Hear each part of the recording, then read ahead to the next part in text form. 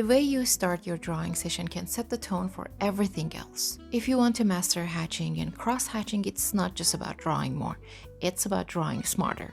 In today's video, I'll show you daily practices that can help you build better control, texture, and depth using just lines.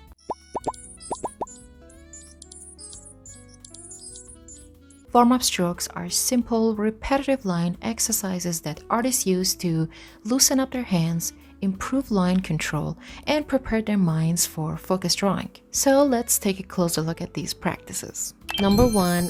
Parallel lines. Draw evenly spaced lines in the same direction. Start with straight parallel lines, vertical, horizontal, or diagonal. Keep them evenly spaced and consistent in direction. Focus more on rhythm than speed.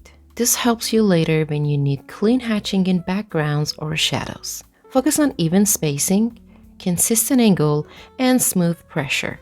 Try both short 1 to 2 cm and long 6 to 10 cm lines. And a helpful tip, practice from shoulder for long strokes and from wrist for short ones.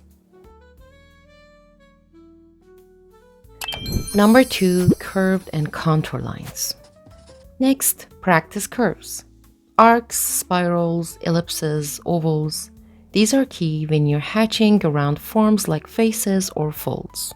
So it helps with form-following hatching. Try wrapping lines around an imaginary 3D cylinder or sphere. It helps you think in 3D. You can also practice S-curves and waves.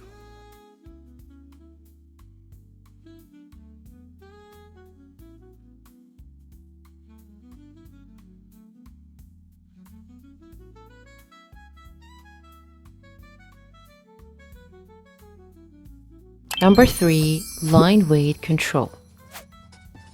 Play with line pressure. Go from light to dark in a single stroke, thin to thick, and back. This teaches you control, and it's especially useful when you want to transition values in hatching without changing direction. Use this to mimic natural stroke flow in hatching. Try 10 lines gradually changing from light to bold. Number 4. Angle changes and hatch grids. Fill a square or rectangle with lines in one angle, then layer another angle over it. Straight lines in one direction, then another set over it at a different angle. Start simple, 45 degree, 90 degree, and build up. This is great cross-hatching practice. And it also helps you explore different tones using just spacing and direction. Practice layering cross-hatching slowly and evenly. You can also draw a series of hatch lines in one direction, then shift the angle every 5 to 10 strokes. It helps you loosen up angular transitions, and is also good for preparing to do multi-layer cross-hatching. This helps train you for real shading scenarios. Number 5. Dotted and broken lines. Draw dashed, dotted, or broken lines with intention. This helps train control for lighter hatching touches. And you can use this hatching technique to mimic fade and texture transitions. So vary dot or dash spacing for different effects. Number 6. Repetition and flow. Don't worry about perfection. It's more about flow. Keep repeating these for 5 to 10 minutes every day. Over time, your hand will naturally make cleaner, more expressive lines. Why should we do warm-up strokes? You can improve muscle memory for clean, confident lines. You can train hand-eye coordination. You build rhythm and flow for better hatching consistency. And it prevents stiffness in your wrist, hand, and fingers. Keep a small sketchbook just for line studies. Dedicate a spread each day to one technique.